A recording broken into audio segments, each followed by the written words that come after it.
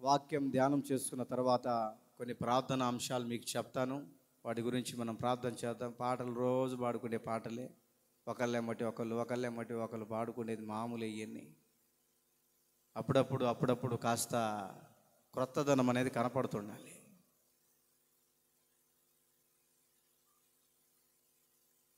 నేను ప్రతి శనివారం చెప్పుకుంటూ వస్తున్నటువంటి వాక్య భాగాన్ని మరలా మీకు గుర్తు చేస్తాను. చెప్పినటువంటి వాక్యము ఎప్పుడు నేను చెప్పట్లేదు, క్రొత్తగా అందులోనే ఆ పాయింట్ తీసుకొని క్రొత్త విషయాలు మీకు తెలియపరుస్తూ ఉన్నాను. మీరు కూడా ఆత్మీయ జీవితంలో ఎదుగుతున్నారని, ఆత్మీయ జీవితంలో బలపరచబడుతున్నారని నేను మీ యందు విశ్వాసం ఉంచుతున్నాను. హల్లెలూయా, హల్లెలూయా. ఆ వాక్యం గుర్తున్నటువంటి వాళ్ళు చదవండి. ఎంతవరకు మీ జ్ఞానం ఉందో ఇప్పుడు అర్థమవుతుంది. శనివారం చెప్పే వాక్యం ఏదో వచ్చినాం పోతున్నాం విన్నాం అన్నట్లుగా ఉండకుండా దైవజనుడు చెప్తున్న వాక్యాన్ని, ఇటువంటి వాక్యాలు మీకు బయట ఎక్కడ వినిపించబడవు. ఎవరైనా గుర్తున్నటువంటి వాళ్ళు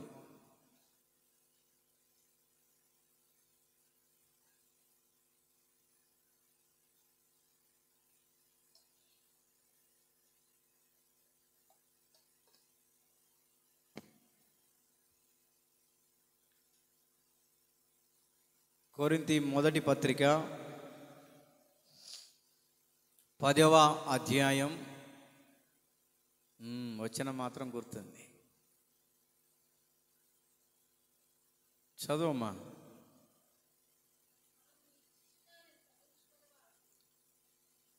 తాను నిలుచుచున్నానని తలంచుకొనివాడు పడకుండునట్లు జాగ్రత్తగా చూచుకొనవలెను. చాలండి. అపోస్తలుడైనటువంటి పౌలు కొరింథీ సంఘములో ఉన్నటువంటి విశ్వాసుల విషయంలో ఆత్మీయ జీవితంలో బలపరచాలని, ఆత్మీయ జీవితంలో కృంగిపోతున్నటువంటి వారిని లేవనెత్తాలని, ఆత్మీయ జీవితంలో నలిగిపోతున్నటువంటి వారిని ఏ విధము చేతనైనా వాక్యముతో బలపరిచి వారిలో భక్తిని వృద్ధి పొందించటానికి, వారిలో భక్తిని పెంపొందించటానికి, వారిలో ఉన్నటువంటి భక్తిని అధికము చేయటానికి, వారిలో ఉన్నటువంటి ఆసక్తిని ఇంకనూ పరిపూర్ణము చేయటానికి అపోస్తలుడైనటువంటి పౌలు కొరింథీ సంఘములో ఉన్నటువంటి విశ్వాసులను మాట్లాడుతూ ఉన్నాడు.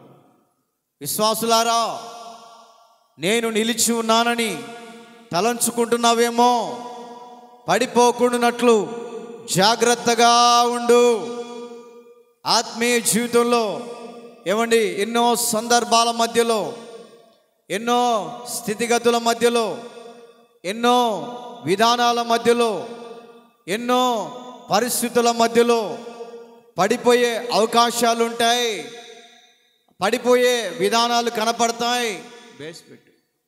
పడిపోయే పరిస్థితుల మధ్యలో నీవు నడిపించబడతావు అని అపోస్తలుడైనటువంటి పౌలు ఆ యొక్క కొరింథీ సంఘములో ఉన్నటువంటి విశ్వాసులను హెచ్చరిస్తూ ఉన్నాడు. ఆ విశ్వాసులు దేవుని హెచ్చరికకు లోబడినటువంటి వారై, దేవుని మాటకు లోబడినటువంటి వారై, దేవుని విధానమునకు లోబడినటువంటి వారై, దేవుని మాట చెప్పున నడవాలని తీర్మానం చేసుకున్నటువంటి వారట. పశ్చాత్తాపపు హృదయం కలిగి, పశ్చాత్తాపపు మనసు కలిగి, పశ్చాత్తాపపు కన్నీళ్లు వారి మధ్యలో ఏమని ఏరులై పారుతూ, దేవుని సేవకుడు ఇంత చక్కటి వాక్యాన్ని మాకు బోధించాడు, దేవుని సేవకుడు మా హృదయాన్ని మాకు ఎత్తి చూపించాడు, దేవునిలో ఇలా నిలవాలని, దేవునిలో ఇలా నడవాలని, దేవునిలో ఇలా స్థిరపరచబడాలని, దేవునిలో ఇలాగ ఘనపరచబడాలని, దేవునిలో ఈ విధంగా దేవుని నామం మహిమపరచబడాలన్నటువంటి ఆలోచనతోటి ఆ విశ్వాసులంట దేవుని సేవకుడి మాటకు లోబడి ఉన్నారు. హల్లెలూయా, హల్లెలూయా. దేవుని సేవకుని మాటకట లోబడి ఆ దిశగా నడిపించబడుతూ, వాక్య ప్రకారం సరిచేయబడుతూ, వాక్య ప్రకారం సరిదిద్దబడుతూ, సరైనటువంటి మార్గములో నడిపింపబడాలని దేవుని సేవకుడికట వాళ్ళు అప్పగించుకుంటున్నారంట. ఎందుకో తెలుసా? కొన్ని సందర్భాలలో భక్తి మనల్ని ఏం చేస్తుందంటే, నాకంటే భక్తి పరులు లేరని, నాకంటే ప్రార్థన చేసేవాళ్ళు లేరని, నాకంటే పరిచర్య చేసేవాళ్ళు లేరని అపవాదినటువంటి సాతాను మన హృదయాలను మోసగించి, మన హృదయాలను దొంగిలించి, మన హృదయాలను ఏ విధము చేతనైనా పడగొట్టాలి, దేవునికి దూరం చేయాలి, దేవుని ఆత్మకు దూరం చేయాలి, దేవుని సేవకుడికి దూరం చేయాలి, దేవుని సేవకుడి మాటకు దూరం చేయాలి, దేవుని భక్తికి దూరం చేసి ఏ విధము చేతనైనా భక్తిలో నుంచి తొలగించడానికి, భక్తిలో నుంచి విడిపించడానికి, దేవుని మందిరానికి రానివ్వకుండా, దేవుని మందిరములో ఆనందింప చేయనీయకుండా, దేవుని మందిరములో వాక్యాన్ని విననివ్వకుండా, దేవుని మందిరములో దేవుడిచ్చే మేలులు పొందనివ్వకుండా అపవాదినటువంటి సాతాను ఏం చేస్తుందో తెలుసా? మన భక్తి అనే ఆ యొక్క విధానంలో గర్వాన్ని పుట్టిస్తూ ఉంటుందంట. గర్వమును పుట్టిస్తూ ఉంటుంది. మనం చేసే భక్తిని బట్టి అపవాదైనటువంటి సాతాను మన హృదయంలోనికి జొరబడి మన భక్తిని వ్యక్తిపరుస్తూ ఉంటుంది.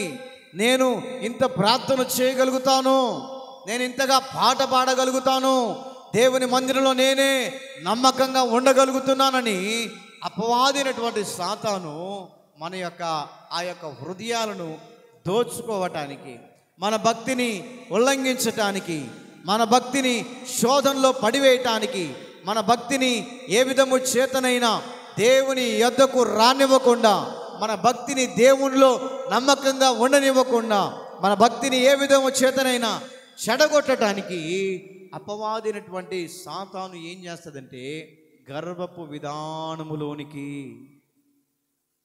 గర్వించే విధానములోనికి తీసుకొని వెళుతుందంట. చదవండి ఆ మాటను. ఉపద్యా గ్రంథము 1వ అధ్యాయము 3-4 వాక్యాలను మనం గమనిస్తూ ఉంటే,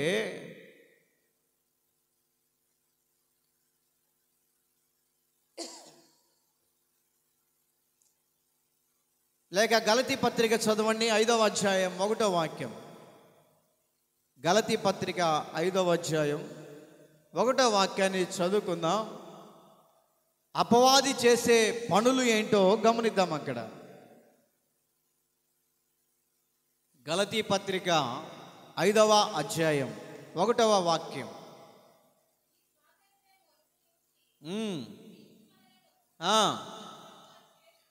క్రీస్తు మనల్ని స్వతంత్రులుగా చేసి ఉన్నాడు.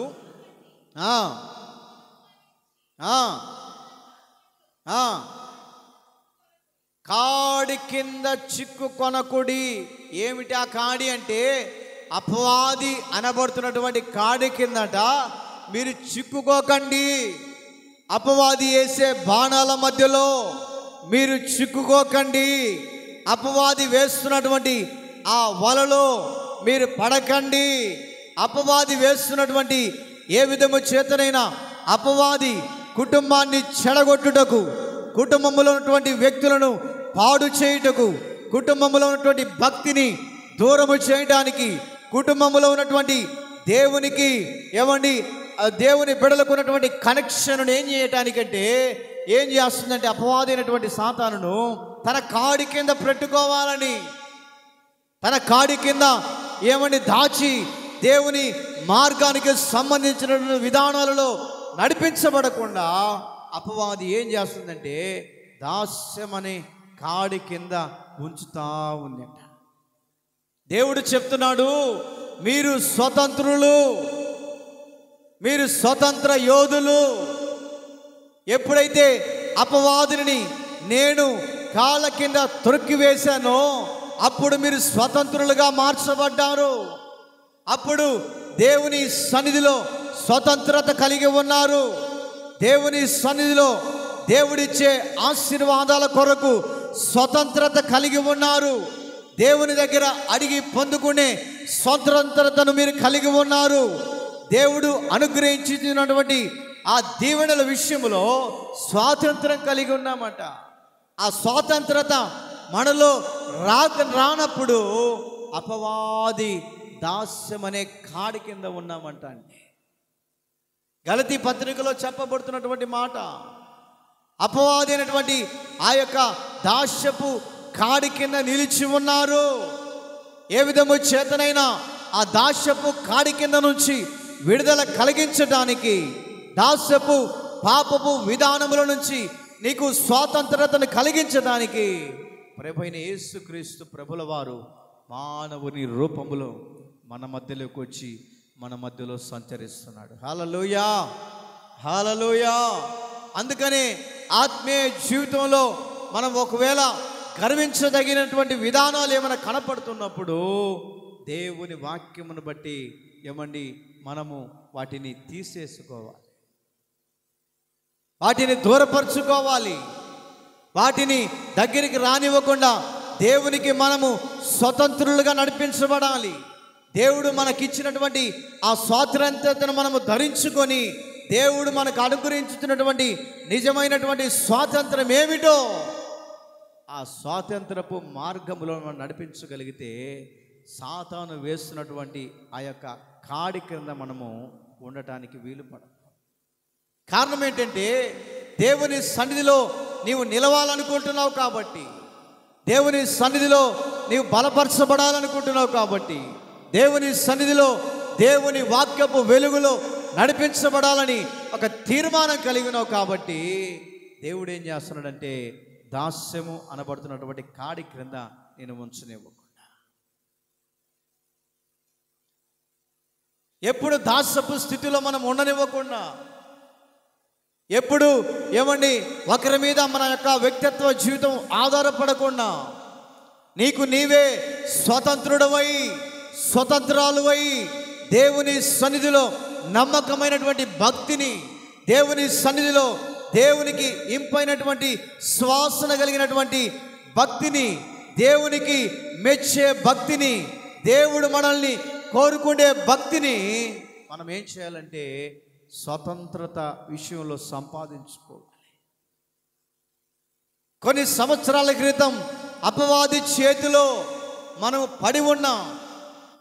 కొన్ని సంవత్సరాల క్రితం సాతాను వేయబడినటువంటి వలల మధ్యలో, ఊరుల మధ్యలో, తంత్రాల మధ్యలో, శాపాల మధ్యలో, దరిద్రపు వ్యవస్థపు మధ్యలో నడిపించబడుతున్నటువంటి మన వ్యక్తిగత జీవితాలలో దేవుడు చెప్తున్న మాట ఏంటంటే నిజమైన స్వాతంత్రాన్ని నీకు ఇస్తున్నాను. అపవాది చేతిలో నుంచి నిన్ను విడుదల కలగజేసి, అపవాది తంత్రముల నుంచి నిన్ను విడుదల కలగజేసి, అపవాది బానిసత్వపు బ్రతుకుల నుంచి విడుదల కలగజేసి నీకేం చేస్తున్నానంటే స్వాతంత్రాన్ని ఇస్తున్నాను, ఫ్రీడాన్ని ఇస్తున్నాను. ఫ్రీగా దేవుని సన్నిధిలో ఫ్రీడంగా బ్రతకమని దేవుడు స్వాతంత్రతని ఇస్తున్నాడు. దేవుడు మన జీవితంలో ఏమండి స్వాతంత్రతని కలిగిస్తున్నాడు. అందుకని బైబిల్లో ఒక చోట రాయబడింది, నా మందిరము సమస్త అన్యజనులకు, చెప్పండి, ప్రార్థనా మందిరము. నా మందిరము సమస్త అన్యజనులకు ప్రార్థనా మందిరం. ఈ యొక్క మందిరము ఏమండి ఫలానా కులానికి సంబంధించింది కాదు, ఫలానా మతానికి సంబంధించింది కాదు, ఫలానా జాతికి సంబంధించిన మందిరము కాదు. సమస్త అన్యజనులకు ఇది ప్రార్థనా మందిరం. సమస్త అన్యజనులు దేవునిలోనికి వచ్చి దేవునిలో స్థిరపడుతూ దేవుడిచ్చే వరాలు పొందుకుంటూ దేవుడు అనుగ్రహించినటువంటి ఆశీస్సులు పొందుకుంటూ ఆత్మీయ జీవితంలో ఏమండి ఎదుగుతూ ఎదుగుతూ ఉండాలా. చాలా మంది అనుకుంటారు ఈ మందిరము ఫలానా కులానికి సంబంధించింది, ఫలానా మతానికి సంబంధించిందని చాలా మంది ప్రజలు అనుకుంటారు. తప్పుడు బోధ. వాళ్ళు అనుకోవడం తప్పు. ఎవరైనా దేవుని మందిరంలోనికి వచ్చి సాతాను కాడి క్రింద ఉన్నటువంటి నీ వ్యక్తిగత జీవితాన్ని దేవునికి ఎప్పుడైతే అప్పగించుకుంటావో అప్పుడే నీవు దేవుని మందిరములో స్వతంత్రుడిగా మార్చబడతావు. హల్లెలూయా, హల్లెలూయా. అప్పుడే నీవు స్వతంత్రుడిగా మార్చబడతావు. ఆ విషయం చాలామందికి తెలియక ఆ విషయం తెలియక మందిరానికి రాకుండా, దేవుని మందిరంలో అడుగు పెట్టకుండా, దేవుని మందిరంలో వచ్చి ఆశీర్వాదాలు పొందుకోకుండా ఈ రోజున చాలామంది నష్టపోయినటువంటి వాళ్ళని నేను చూస్తూ ఉన్నాను. చాలామంది కష్టాల వలయంలో ఉన్నటువంటి వారిని చూస్తూ ఉన్నాను. చాలామంది నిందల మధ్యలో నడిపించబడే వాళ్ళని చూస్తూ ఉన్నాను. దేవుడు చెప్తున్నాడు, దాస్యత్వం అనబడుతున్నటువంటి కాడి క్రింద నుంచి నేను నిన్ను స్వతంత్రులుగా చేసినప్పుడు నా మందిరంలోనికి వచ్చి నా మందిరంలో మోకరించి కన్నీళ్లు కార్చి నీ తప్పిదాలను నీ పొరపాట్లు దేవుని సన్నిధిలో ఒప్పుకుంటే దేవుడు నిన్ను ఏం చేస్తాడంటే స్వతంత్రులుగా చేస్తాడు. హల్లెలూయా, హల్లెలూయా. స్వతంత్రులుగా దేవుడు చేస్తాడు. ఆ విషయం తెలియక వాళ్ళ వరకేనేమో, మా వరకేనేమో, వీళ్ళ వరకేనేమో అని వారికి వారే మనసులో అనుకుంటూ భక్తిని చెడగొట్టుకుంటున్నారు, భక్తిని దూరం చేసుకుంటున్నారు, దేవుని నామాన్ని అవమానపరుచుకుంటున్నారు, దేవుడిచ్చే ఆశీర్వాదాలని పోగొట్టుకుంటున్నారు, దేవుడిచ్చే మేలులను సొంతము చేసుకోవాలన్నటువంటి ఆలోచన లేక, దేవుని యొక్క ఆశీర్వాదాలను పొందుకోవాలన్న ఆలోచన లేక ఈ రోజున కొన్ని కుటుంబాలు దేవునికి దూరంగా ఉంటున్నాయి. దేవుడు చెప్తున్నాడు, ఇది నా మందిరము, సమస్త అన్యజనులకు ప్రార్థనా మందిరము. ప్రార్థనా మందిరములో దేవుడు నిలిచి ఉంటాడు. నీవు ఏ సమస్యతో వచ్చినప్పటికీ, ఏ బాధతో వచ్చినప్పటికీ యేసయ్య ఈ యొక్క మందిరములో ఉంటాడు. కాబట్టి నీ సమస్యను విడిపించడానికి, నీ దుఃఖమును తొలగించడానికి, నీ నిట్టూర్పులను విడిపించడానికి యేసయ్య దేవుని యొక్క మందిరములో ఉంటాడు. కాబట్టి ఆ మందిరములోనికి రాలేని పరిస్థితుల మధ్యలో, ఎందుకో తెలుసా, సాతాను అనబడుతున్నటువంటి కాడి కింద ఉన్నవాళ్ళు ఈ రోజున స్వతంత్రంగా దేవుని మందిరానికి నువ్వు రాలేకపోతున్నావంటే సాతాను కాడి కింద ఉన్నావు, సాతాను దాస్యత్వపు జీవితంలో ఉన్నావు, సాతాను వేసినటువంటి కట్ల మధ్యలో బంధించబడ్డావు, సాతాను ఏర్పాటు చేసినటువంటి వలలో నువ్వు చిక్కుకున్నావు. కాబట్టి బయటికి రాలేకపోతున్నావు, ధైర్యంగా తిరగలేకపోతున్నావు, ధైర్యంగా దేవుని సేవకులతో మాట్లాడలేకపోతున్నావు, ధైర్యంగా దేవుని సంఘంలోనికి రాలేకపోతున్నావు, ధైర్యంగా దేవుని వాక్యానికి లోబడలేకపోతున్నావు, ధైర్యంగా దేవుని సన్నిధిలో దేవుడిచ్చే ఆశీర్వాదాలను ఈ రోజున నువ్వు పొందుకోలేకపోతున్నావంటే సాతాను కాడి వేసినటువంటి ఆ దాస్యపు కాడి క్రింద నువ్వు ఉన్నావు. దేవుడి రాత్రికాల సమయంలో చెప్తున్నాడు, నా బిడ్డా, నా కుమారుడా, నా కుమార్తె, నేను నిన్ను స్వతంత్రులుగా చేయటానికి ఈ భూమి మీదకి వచ్చాను. చెప్పరగొట్టండి గట్టిగా. హల్లెలూయా, హల్లెలూయా. దేవుడిచ్చే స్వతంత్రత, ఎప్పుడైతే దేవుడిచ్చే స్వతంత్రతను నీవు అనుభవిస్తావో, ఎప్పుడైతే దేవుడిచ్చే ఆ ఫ్రీడాన్ని అనుభవిస్తావో, నీ కుటుంబము నీవు ఎప్పుడు సంతోషంగానే కనపడతావు, ఎప్పుడు సంతోషంగానే కనపడతావు. ఒకవేళ చిన్న బాధ వచ్చినప్పుడు, చిన్న అనారోగ్యం వచ్చినప్పుడు కూడా దేవుని యొక్క స్వాతంత్రతలో నువ్వు ఉన్నావు. కాబట్టి వాటన్నిటికీ దేవుడు పరిష్కారం దయచేస్తూ ఉంటాడు, పరిష్కారాన్ని దయచేస్తుంటాడు. ఆ విషయం తెలియక చాలామంది సాతాను కాడి క్రింద ఉండి సాతాను యొక్క విధానంలో నడిపించబడుతూ, సాతాను యొక్క ప్రేరేపణకు లోబడి, సాతాను యొక్క మార్గాల్లో నడుస్తూ ఈ రోజున కుటుంబాలలో లేనిపోని సమస్యలకు వారే కొని తెచ్చుకుంటున్నారు, వారికై వారే కొని తెచ్చుకుంటున్నారు. ఎన్నో బాధలు పడుతున్నాము, ఎన్నో కష్టాలు పడుతున్నామని దేవుని మందిరంలోనికి వచ్చి దేవుని సన్నిధిలో వేడుకుంటే బైబిల్లో ఒక చోట రాయబడింది, ఎవరైతే 2-3 నా నామమున కూడి ప్రార్థన చేస్తారో ఎవరి మధ్యలో ఉంటాడంట? ఆయన మన మధ్యలో ఉన్నాడు. ఆయన మనతో సంచరిస్తున్నాడు. మనం చేసే ప్రతి ప్రార్థనను దేవుడు వింటున్నాడు. మనం కార్చే ప్రతి కన్నీరు దేవుని సన్నిధిలోట ఒక చోట రాయబడింది.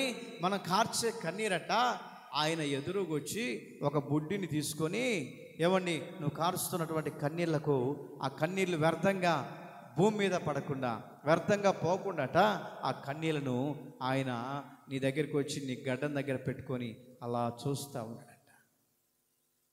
కష్టమనే కన్నీళ్ళు ఉన్నాయే, ఆ కన్నీళ్లు వ్యర్థంగా పోకుండా, భూమి మీద పడకుండా ఆ కన్నీళ్ళను ఆయన పట్టుకుంటున్నాడంట. వ్యాధులనే కన్నీళ్ళు ఉన్నాయే, వాటిని వ్యర్థంగా పోనివ్వకుండా, భూమి మీద పడనివ్వకుండా ఆ యొక్క వ్యాధి అనే కన్నీరుని పట్టుకొని తన బుడ్డిలో ఉంచుకొని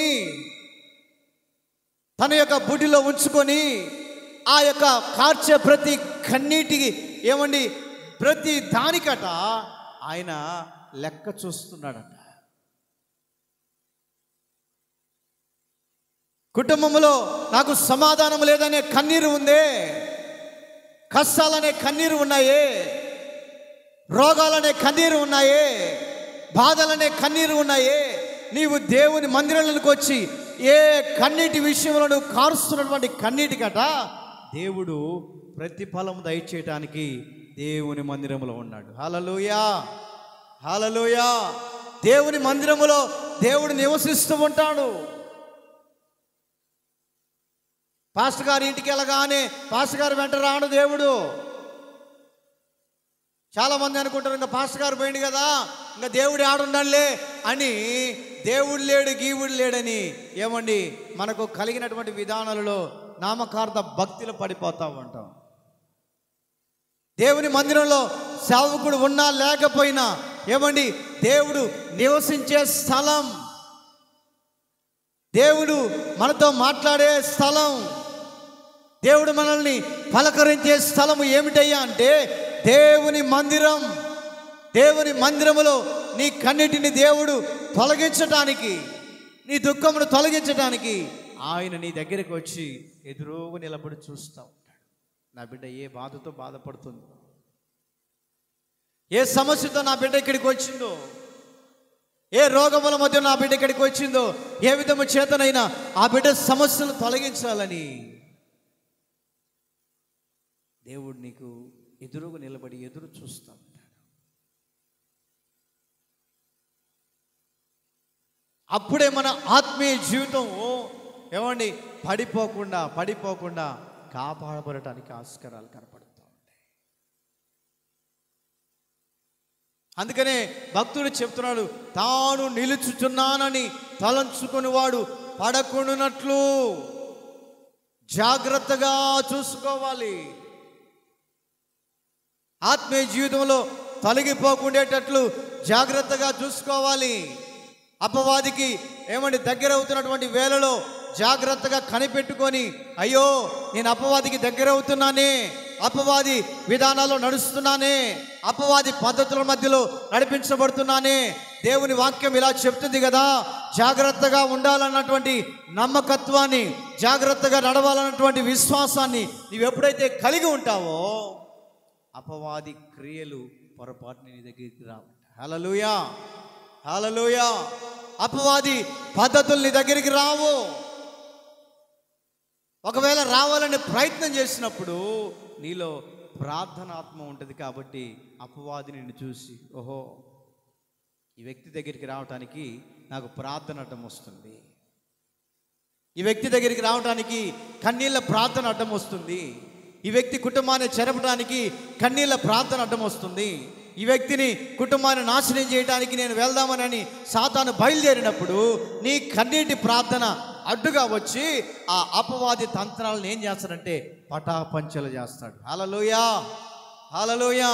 నీ ప్రార్థనను బట్టి నీ కుటుంబానికి క్షేమం, నీవు చేసే ప్రార్థనను బట్టి నీ పిల్లలకి క్షేమం, నీవు చేసే కన్నీరుని బట్టి, నీవు కార్చే కన్నీటిని బట్టి నీ భర్తకి క్షేమం, నీవు కార్చే కన్నీరుని బట్టి నీ కుటుంబానికి దేవుడు ఏం చేస్తాడంటే ఒక ప్రార్థన ప్రాకారాన్ని వేసి అపవాది విధానాలు కుటుంబంలోనికి రానివ్వకుండా, అపవాది మార్గాలు మన కుటుంబంలోనికి రానివ్వకుండా, అపవాది తంత్రాలు మన కుటుంబం మీద పనిచేయనీయకుండా దేవుడు ఏం చేస్తాడంటే అగ్ని ప్రాకారం వేస్తాడంట. హల్లెలూయా, హల్లెలూయా. అగ్ని ప్రాకారం వేసినప్పుడు అపవాది ఆ అగ్నిని చూసి పారిపోయేటట్లు దేవుడు చేస్తాడు. ఒక రోజున ఒక ప్రాంతంలో వర్షిప్ చేస్తా ఉంటే ఒక ఆమెకి దయ్యం వచ్చిందండి.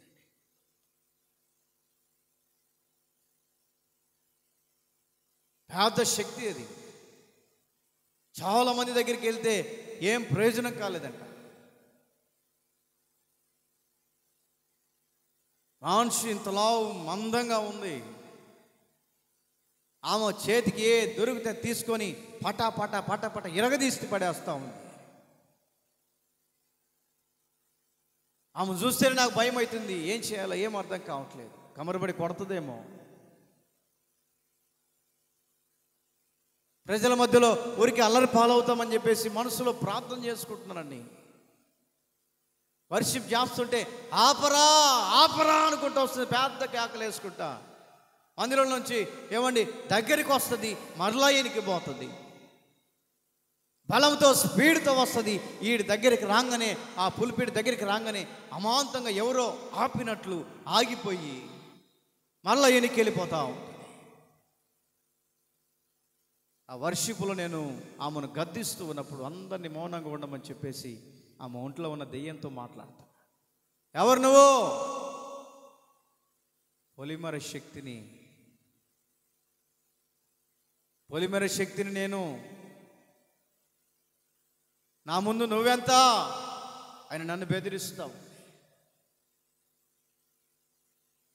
నువ్వెంతటి వాడివి? నా ముందు నేను శక్తిని. నీ దగ్గరికి వద్దామని, నిన్ను కొడదామని వస్తుంటే, నిన్ను కమరబడి కొడదామని వస్తామంటే అగ్ని ప్రాకారము నీకు అడ్డుగా ఉంది. చప్పరగొట్టండి గట్టిగా. హల్లెలూయా, హల్లెలూయా. ఎవరో నన్ను ఆపుతున్నారు, ముందుకు రానివ్వకుండా అగ్ని కనపడుతుంది. అగ్ని నాకు తగిలితే నేను కాలిపోతానని భయపడుతూ ఉన్నాను. లేకపోతే నీ అంతు తేల్చేవాడిని. నేను ఒకటే చెప్పాను, నా యేసయ్య నాలో ఉండగా నన్ను టచ్ కూడా చేయలేవని చెప్పాను. హల్లెలూయా, హల్లెలూయా. నా యేసయ్య నాలో ఉన్నంత తోడి నన్ను టచ్ కూడా చేయలేవు.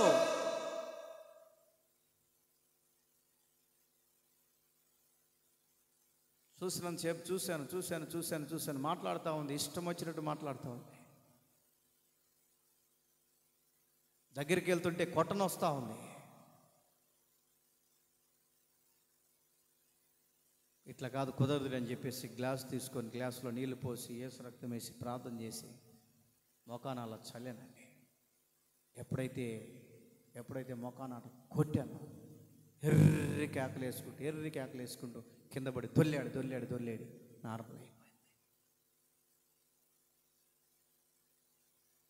నార్మల్ అయిపోయింది. కొద్దిసేపటికి లేచి చూసి, ఏంది నేను ఇక్కడున్నాను, నన్ను ఇక్కడికి తీసుకొచ్చారు? నేను ఇక్కడున్నాను, నా పరిస్థితి నాకేమైంది, నన్ను ఎందుకు ఇక్కడికి తీసుకొచ్చారని మాట్లాడుతా ఉంది. కారణం ఏంటో తెలుసా? దేవుని మందిరంలో దేవుడు ఉన్నాడు. దేవుడు నివాసం చేస్తున్నాడు.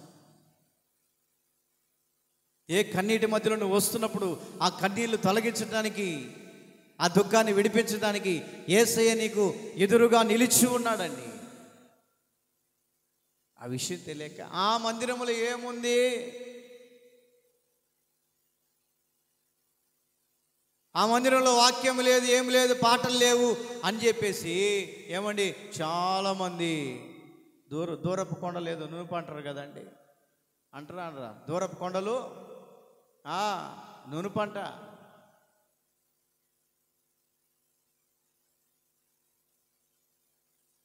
ఇంకొక పెద్దలు అంటూ ఉంటారు, పరిగెత్తి పాలు తాగే కంటే, చెప్పండి నాకు రావులే, పరిగెత్తుతూ ఉంటారు. ఆడ ఏముంది, ఈడ ఏముంది, ఏముండదు ఆడ. ఆడేముందో ఈడేముందో అని చెప్పేసి వెళ్తా ఉంటావు. ఆడి బాగానే 170-200 అంటాడు వాడు. ఖచ్చితంగా పెట్టి రావాల్సిందే. ఆడిపోతే ఖర్చు 100 రూపాయలు అంటాడు, ఖచ్చితంగా పెట్టి రావాల్సిందే.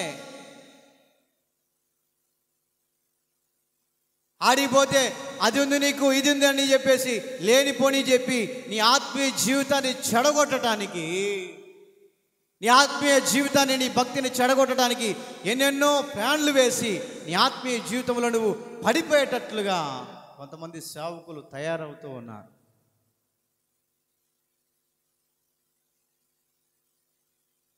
మనం ఒక హోటల్కి పోయామనుకోండి, శుభ్రంగా భోజనమో బిర్యానీ తిని పక్క హోటల్లో బిల్లు కట్టేస్తామండి. వాడేమంటాడు, ఒరే తలకాయలు అయినాడు నా కాడ దీన్ని ఆడిపోయిన వెందిరా అంటాడు. ఈ రోజున జరిగే పరిస్థితి అది. ఈ రోజున సొంత సంఘాలు పోగొట్టి, ఈ రోజున దేవుడు అనుగ్రహించినటువంటి దైవజనులు పోగొట్టుకొని, ఈ రోజున నమ్మకమైనటువంటి సావుకుని పోగొట్టుకొని ఎక్కడికెక్కడికో ఆడికెళ్తే ఆ కార్యాలు జరుగుతాయి, ఈడికెళ్తే ఆయన ఏమైనా బాధపడతాడేమో, ఈడి దగ్గరికి వెళ్తే ఈయన బాధపడతాడేమో అని సేవకుడు బాధపడతాడేమో అన్న ఆలోచనతో పోతున్నారు. కానీ భక్తిలో ఎదుగుదామని పోవట్లే, భక్తిలో అభివృద్ధి చెందుదామని పోవట్లే. ఆడికి పోకపోతే అన్నేమని అనుకుంటాడేమో, ఆడి పోకపోతే అన్న బాధపడతాడేమో. ఆ అన్న ఎవరు సేవ చేస్తున్నాడు చెప్పండి? అన్న కోసం పోతున్నావా, దేవుని కోసం వస్తున్నావు మందిరానికి? అన్న కోసం నువ్వు ప్రార్థనకు పోతే పరలోకానికి పోవు. అన్న కోసం ప్రార్థనకు పోతే ఏమండి, ఆ అన్న పరలోకానికి పోడు, నువ్వు పరలోకానికి పోవు. మనం ఏ మందిరానికి వెళ్ళినా కూడా దేవుని కొరకు మనం ఎప్పుడైతే దేవుని సన్నిధానానికి వెళతామో మనలో ఉన్నటువంటి భక్తిని చూసి, మనలో ఉన్నటువంటి ఆసక్తిని చూసి దేవుడు అంచెలంచెలుగా ఆశీర్వదిస్తాడు. ఆ విషయం తెలియక పరిగెత్తుకుంటూ జనాల పరిస్థితి అట్లాగే ఉంది. ఒక హోటల్లో అన్నం తిని ఇంకో చోట బిల్లు కట్టేటట్లుంది. ఎప్పటికైనా గుర్తుపెట్టుకొని నా ప్రియ దేవుని బిడ్డలారా, సొంత ఇల్లు సొంత ఇల్లే, అద్దె ఇల్లు అద్దె ఇల్లే. హల్లెలూయా.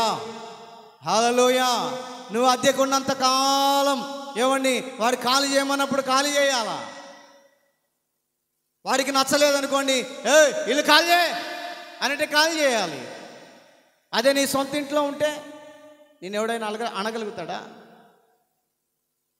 నిన్ను నోరు తెరిచి ఎవరైనా ఏమైనా నిన్ను మాట్లాడగలుగుతారా? నోరు తెరిచి నీ మీద నిందలు వేయగలుగుతారా? ఎందుకనంటే నువ్వు కట్టుకున్నటువంటి సొంత ఇంట్లో ఉన్నావు, నువ్వు కట్టుకున్నటువంటి నీ సొంత మందిరంలో నువ్వు ఉన్నావు. కాబట్టి నీకు ఒక స్వతంత్రత బయట వాళ్ళ దగ్గర ఉండదు, బయట వారి దగ్గర అధికారం చెలాయించడానికి ఉండదు. కూర్చోమంటే కూర్చోవాలా, లేయమంటే లేయాలా? ఆ విషయం తెలియక దూరపు కొండలు నునుపు. ఎంతకాలం ఉన్నా కూడా దూరపు కొండలు నునుపులాగానే కనపడతాయి, కానీ నీకు దగ్గరగా కనపడవు. అందుకని అపోస్తలుడైనటువంటి పౌలు చెప్తున్న మాట ఏంటంటే, తాను నిలుచుచున్నానని తలంచుకున్నవాడు పడిపోకుండా, ఆత్మీయ జీవితంలో నీవు పడిపోకుండా, ఆత్మీయ జీవితంలో నీవు స్థిరపడాలనేటువంటి ఆలోచనతోట దేవుని వాక్యము ప్రకటింపబడతా ఉంది. దేవుని వాక్యం మనకు వినిపింపబడతా ఉంది. దేవుని వాక్యపు అడుగు చాడల మధ్యలో నడిపించబడాలని దేవుని సేవకుల ద్వారా హెచ్చరికలు జారీ చేసినప్పుడు ఆ హెచ్చరికకు లోబడి నడిపించబడే విధానంలో కనపడుతూ ఉండాల. అప్పుడే దేవుడు లోకములో నీవు పడకుండా, లోక పద్ధతుల్లో పడకుండా దేవుడు నిన్ను నిలిపింపజేస్తాడు. దేవుని మందిరంలో స్థిరపడేటట్లు దేవుడు చేస్తాడు. దేవుని మందిరంలో బలపడేటట్లు దేవుడు చేస్తాడు. ఆత్మీయ జీవితంలో ఎదుగుతున్నటువంటి నీ జీవితంలో వాక్యం ద్వారా బలపరిచి, వాక్యం ద్వారా ఉజ్జీవింపజేసి, వాక్యం ద్వారా దేవుడు ఏ విధము చేతనైనా వాక్యమైనటువంటి దేవుడు మనలో నిలిచి నిన్ను దేవుని మందిరంలో ఒక మొక్కగా స్థిరపరచునుగాక. హల్లెలూయా, హల్లెలూయా. మొక్కగా స్థిరపరుస్తాడు. ఆ విషయం లేక ఏమండి, ఆ సంఘమని ఈ సంఘమని ఈ సంఘమని మొక్కను మనం కొనుక్కొచ్చుకున్నాం అనుకోండి, కొట్టలు లేకపోయి పద్దాకలు తీసి ఇంకో చోటకు మారుస్తుంటావా? మారుస్తామా? ఒక మొక్కను ఇష్టపడి కొనుక్కొచ్చుకున్నాం అనుకో, 4 రోజులు కుండీలో పెట్టుకున్నాం, దాన్ని తీసి అది పెద్దదవుతుంది, దాన్ని తీసి నేలలో భూమిలో పాతి పెట్టాలి. ఏమండి, మళ్ళా పాతి పెట్టిన తర్వాత ఒక 2 వారాలు లాగి మళ్ళీ ఇంకో స్థలానికి మారుస్తామా? మార్చే మనకు ఏమైపోద్ది? చచ్చిపోతుంది. అక్కడికి ఇక్కడికి మారటం వలన ఆ మొక్క చనిపోతుంది. ఆత్మీయ జీవితంలో ఎదుగుతున్నటువంటి విశ్వాసి కూడా అంతే. ఇక్కడికి ఇక్కడికి మారటం వల్ల నీ భక్తి ఏమైపోద్దంటే దేవుని దృష్టిలో సన్నగిలిపోతుంది. దేవుని దృష్టిలో నీ భక్తి నీరసపడిపోతుంది. ఏ ప్రార్థనకి వెళ్దాంలే, ఇవన్నీ మనకు తెలియని వాక్యాలా, ఇవన్నీ మనకు తెలియని విధానాలా అని ఆత్మీయ జీవితంలో గర్వం అనేది స్టార్ట్ అయ్యి భ్రష్టత్వానికి మన విధానాలు అప్పగించబడతాయంట. భ్రష్టత్వం మన హృదయంలో చేరి మనల్ని భక్తిలో నిలవనివ్వకుండా వాళ్ళని అంటూ ఉంటారు ముదురు విశ్వాసులు అంట. కొన్ని సందర్భాల్లో అక్కడక్కడ వాక్యం చెప్పడానికి పోతే, అబ్బో మాకు తెలియని వాక్యాలు అయ్యా, గొనుకుతూ ఉంటారు. మాకు తెలియని ప్రసంగాల, ఎన్ని సంవత్సరాల నుంచి ప్రార్థనకు పోతున్నాం, ఎదుగుదల ఉంటేగా, మాకు తెలియని వాక్యాలు కాదులేని చాలామంది ఏమండి ముదురు విశ్వాసులు. నేను పెట్టుకున్న పేరు, అయ్యా బైబిల్లో ఇట్ట ఉంది కదా అయ్యా, ఎవరికి? మాకే చెబుతారు వాక్యం. ఎవరిల్లు? ముదురు విశ్వాసులు. ముదిరిపోయిన బెండకాయని ఏం చేస్తాం? కూరకు ఉపయోగపడుతుందా? ఉపయోగపడదు. తీసుకెళ్ళి ఆడేయాలా? చెత్త కుప్పలేయాలా?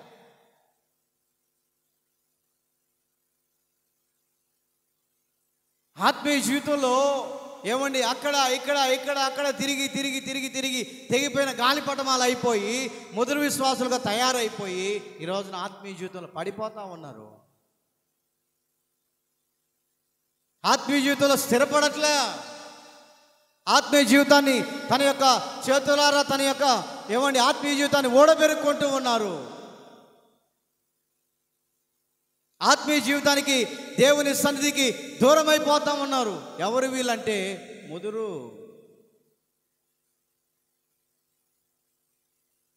కొన్ని సందర్భాల్లో కొంతమందితో నేను మాట్లాడుతున్నప్పుడు, ఇక్కడ కాదు లేదు ఇంకో చోట, అన్నా బైబిల్లో అట్ట ఉంది కదన్నా, నువ్వేంది ఇట్ట చెప్పావన్నా,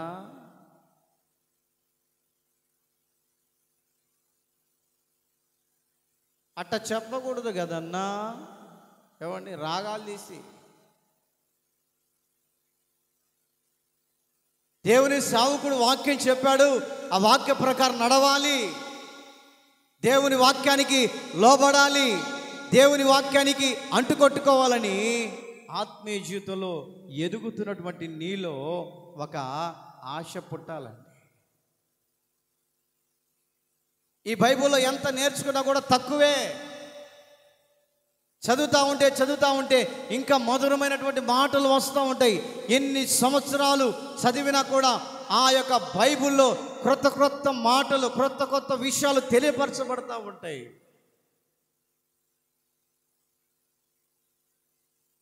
చాలామంది చదువుతుంటారు, బైబిల్ నేను 7 సార్లు చదివినా గుర్తదే, చదివితే ఏం సుఖం, నడితే కాదు. మొన్న ఒక ఆయన అడిగి, అన్నా నువ్వు ఎన్నిసార్లు చదువుతా? అన్న 3 సార్లు చదివినన్నా. చదవటం అంటే స్కూల్ పోయి పిల్లలు చదువుతున్నాడు పాఠాలు, పిల్లలకి అలా బుక్ ఇచ్చి మే చదివేమేనంటే 18 చదివంటే మొత్తం చదువుతుంది. విశ్వదాభిరామం 20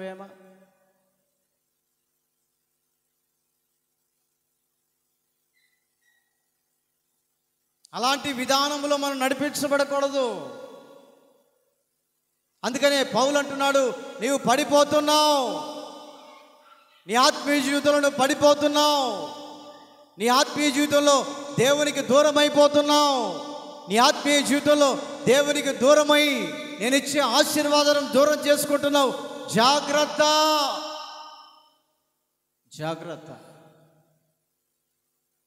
ఈ రాత్రికాల సమయంలో నా ప్రియ దేవుని బిడ్డలారా, దేవుడు నీతో బ్రతిలాడుకుంటున్నాడు, నువ్వు ఏ విధము చేతనైనా పడిపోకూడదని, లోకంలో పడిపోకూడదని, లోక మార్గాల్లో పడిపోకూడదని, లోక పద్ధతుల మధ్యలో పడిపోకూడదని మాలాంటి సేవకుల ద్వారా మీతో హెచ్చరిస్తున్నప్పుడు హెచ్చరికకు లోబడే విశ్వాసవిగా నీవు ఉంటే రాబోయే దినాలలో దేవుడి మీ కుటుంబాలలో నమ్మకమైనటువంటి ఆశీర్వాదాలు మెండుగా కుమ్మరించునుగాక. తలలు వంచండి, ప్రార్థన చేసుకుందాం.